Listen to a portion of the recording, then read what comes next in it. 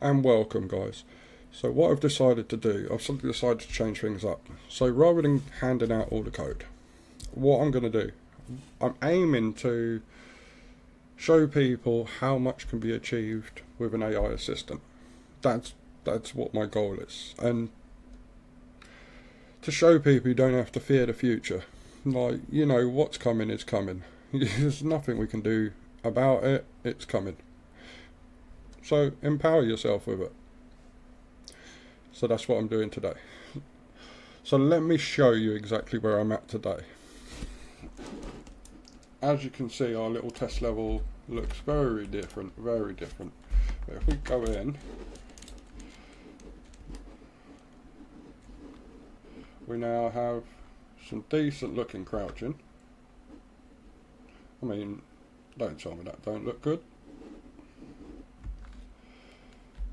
And then we've got our movement. We still need to do sprinting. You got all your jumping. It looks, I think for this stage, it looks absolutely fantastic. And then have a look at that. Still got the IK going on. No matter whether you're crouching.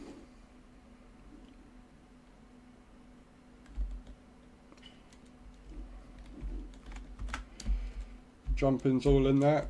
I mean, I'll still be showing everything off how I was before, so you can see how I'm doing things, get some ideas if you need them. Everything else stays the same, it's just me guiding you using AI. I want people to be proactive, basically. That's my plan. I'm still going to go through everything like I did, show you all the new things I've added in, how I did them. On our Discord, you can even ask questions on how I'm getting. Let's have a think about how I want to word this. You can always ask me questions on the Discord on how I'm getting to the prompts I'm getting to. If you need help with setting up a project, it's done very simply.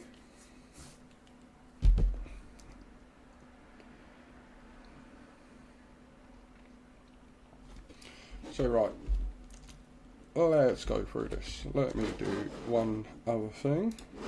Let's bring this over here. As you can see, these are starting to build up. So I'll show you this in more detail in a minute. But as you can see in our game mode, we can now select between male and female. There you go. So if I select the female character, pull this over to my side screen. Remember, make sure it's saving. Right. Give it this quick compile.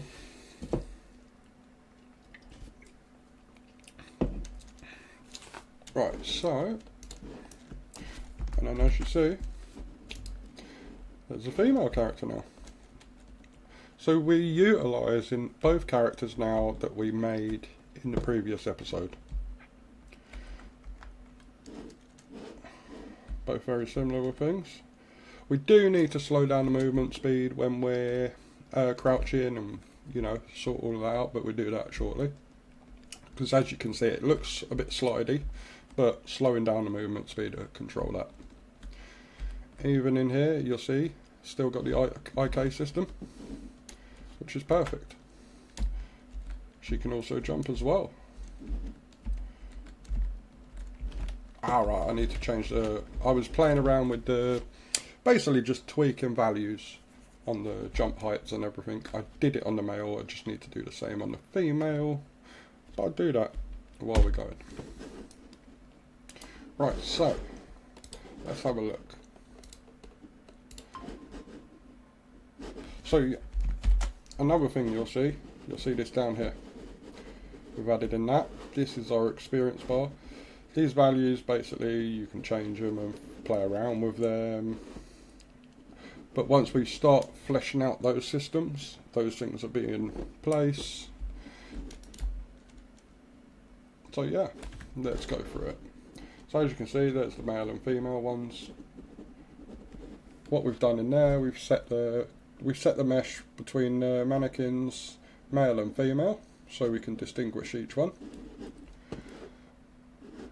I have this also created this here is the in-game HUD widget. I'll show you it now. Oh, bear with. Helps if you're looking at the right screen. Right, so let's close these just for a second. Don't need the game mode just yet. I always keep my base character because you'll find that's where most of your work's being done in, especially at the start. You know, you're fleshing that out. Your main character sort of is right at the front. Right, actually, what I can do, as you see, we're not actually needing to do much as well in the header of these derived classes, these male and female derived classes. Most of it is just being set up because what happens, so we had a lot set up here, but the derived classes basically override things. So you're having to go in and, you know, you're just setting it up. But let's take this.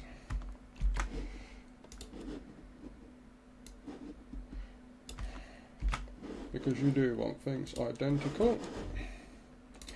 Now that should work. He says, remember I'm doing this live, so yeah, things go wrong.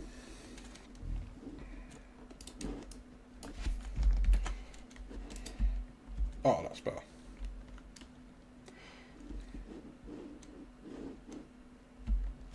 Oh yeah. Perfect. Right. So let's get back to that. Where was we? Yeah, we can close them. There's not much actual work actually gone into these. It's just tweaking values. That's literally it. Nothing in the animation instance. Right. So I'll show you this. This is the HUD widget. So basically, just as we did with the anim instance, how I created the anim instance to basically, so everything's controlled in code to do with our animation system. Think exactly the same way with the HUD widget. So what it does, anyone that's used blueprints, it derives off that same class, that user widget class. And what we're doing, if you have a look, all the values we need to use from that struct that we created here. Remember this struct? Everything from there, we're now passing through. We're doing that, and then if you go into here, there you go. The values we're creating inside here, i.e. here, which are here, they're being equal to a certain part of that struct. So when values are changing on that struct, bang, bang, bang, HUD's getting updated. And there you go, there's the update HUD, I want to say function. Sorry, I've been using Unity a little bit as well. And within Unity, C# call them methods, and yeah. But they are the same thing, just how they're presented. So there's that. What else did we...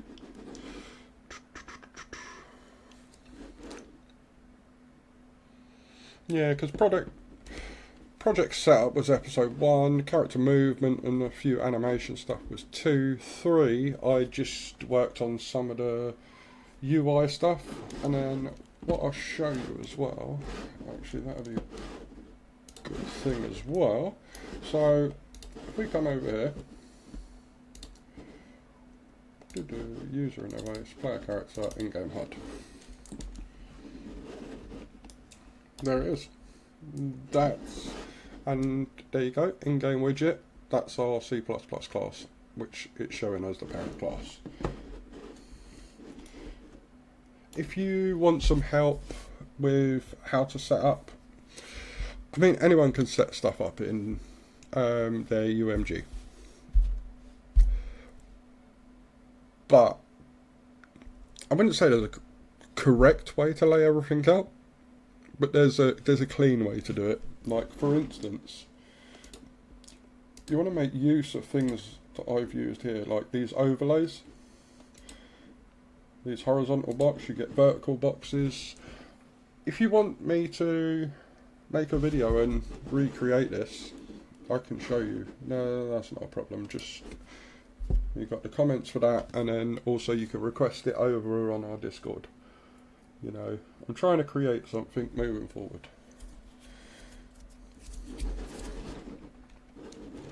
So yeah, just let me know if you want that. That's very simple to create, and I can do it in the same way I set this up without messing any of the project up. So, you know, I'm happy to do so. And also on our Discord, there is a section there where you can share your projects. I like to see what everyone else is doing. If you have any suggestions as well, if you're still a bit nervous about jumping straight away, make sure you're practicing, of course. You know, I think a lot of people getting into it would be extremely shocked if they learnt how many projects developers press the delete button on. Yeah, I've lost count, and I was always told when I was learning, you're not a developer, or that this was back software development, you're not a developer until you've deleted 1,000 projects. Now, I used to laugh at it until I realised that it was a warning. It will happen. It'll happen to us all. So never be disheartened. If you get to a project and you're a certain way through and just it don't feel right, and you feel like starting over is what you need to do it. Just do it. That's all I say. Yeah, so basically what I've done with the overlay, then I've got the health bar right there, and then I use a horizontal box to overlay the text that's over the top, and then the finished article is what you see here. Yeah, these are standard bars. I designed some, change them out. That's not a problem. That's pretty easy to do. But yeah, so that's basically where we're at. So what we'd do next, do health and stamina, and then the basic AI. We start setting up our basic AI. Yeah, that sounds like a good place. Really good place. So yeah, I know it was a quick episode, but yeah, stay tuned. And also, like, on the change in this format, let me know what your feelings are on it. You know, like I said, I want to create a community, because I think the way gamers think at the moment is a bit disheartening. You know, people are scared to sort of give the thumbs up to something just because it's not the game that interests them. Like, learn to have appreciation for, you know, I play what I play, but I can look at something like, for instance, I love my FPSs, but I'm not a major fan on how they handle COD. I know a lot of COD players ain't, but I've got my own reasons. It's not for me. I like things fun and vibrant. I like my hero shooters. That's where I go. Bring on Marvel Rivals. I'm excited. But yeah, but I can, as I was saying, I can still sit there with COD and look at things that they put into that game, and look at how they've done certain parts of a game, and give them the thumbs up and be appreciative of what's out there. You know, don't be afraid of it. Well, that's all for now, but guys, please log on, sign up to the Discord. Links are in the bottom, or in the description, sorry. Yeah, that's all for now, guys. Don't forget, sign up to our Discord. Like, subscribe, comment down below even. Show off what you're working on, any ideas you've got for this project.